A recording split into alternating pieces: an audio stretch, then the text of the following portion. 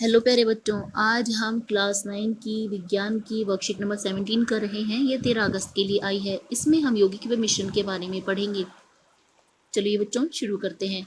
जिज्ञासा दीदी, तत्वों के बारे में तो हमने जान लिया, लेकिन ये यौगिक क्या होते हैं?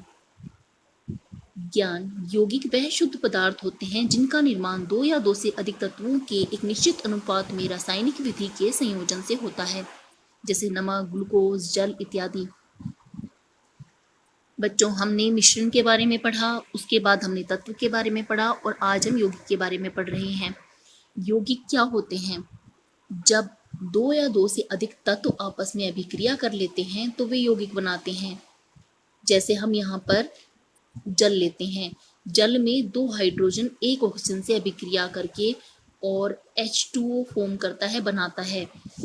अब यह यौगिक बन गया क्योंकि इसमें दो तरह के तत्व आपस में अभिक्रिया कर रहे हैं और एक निश्चित अनुपात में ये एक पदार्थ का निर्माण कर रहे हैं।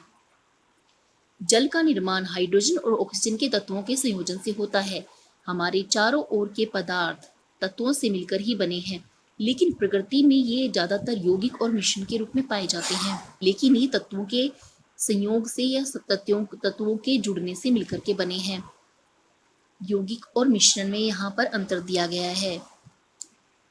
इनका निर्माण हमेशा रासायनिक अभिक्रियाओं द्वारा होता है। यह शुद्ध पदार्थ कहलाते हैं। मिश्रण में हमने पढ़ा था कि जब भी दो पदार्थ आपस में मिलते हैं उनमें रासायनिक अभिक्रियाएं नहीं होती है। किन्हीं भी दो पदार्थों को किसी भी अनुपात में मिला दे तो मिश्रण बनता है, जबकि यौगिक में यह अनुपात सदैव समान होता है। इनका संगठन सदैव निश्चित होता है।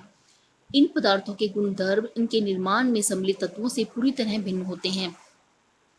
जैसे कि यहाँ पर हाइड्रोजन और ऑक्सीजन ने अभिक्रिया की।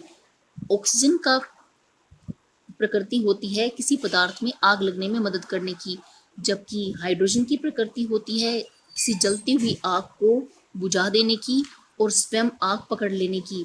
लेकिन जब इन दोनों से निर्मित पदार्थ बना जल, तो इस जल में यह आग बुझा सकता है। तो है ना कितने आश्चर्य की बात। ऑक्सीजन आग लगाने में सहायक, हाइड्रोजन जल जाता है, जबकि जल दोनों तरह से लगी आग को बुझा देता है।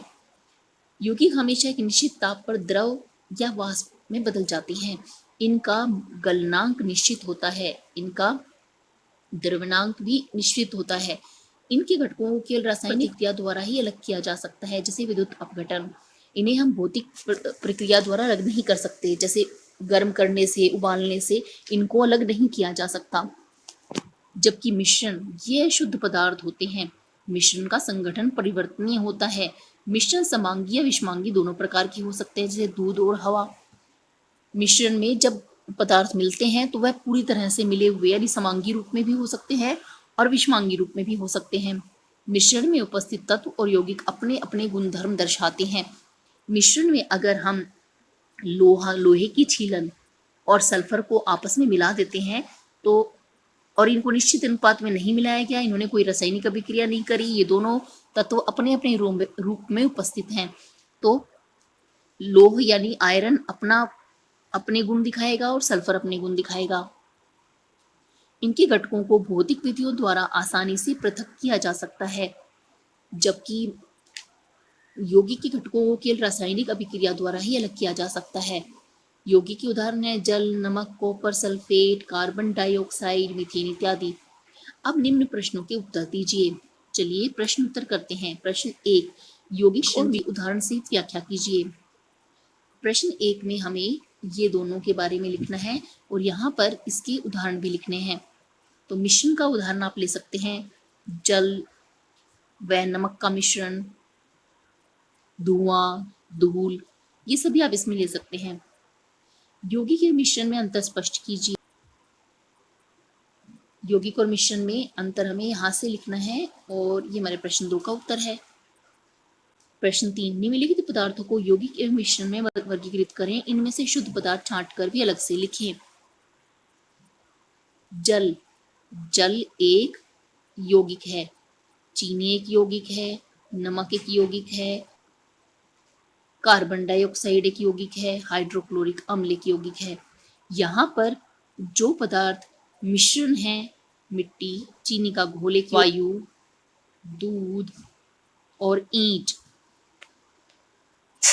बच्चों आज की वर्कशीट में हमें इतना ही करना है। जल्द ही नेक्स्ट वर्कशीट के सॉल्यूशन के साथ मिलेंगे।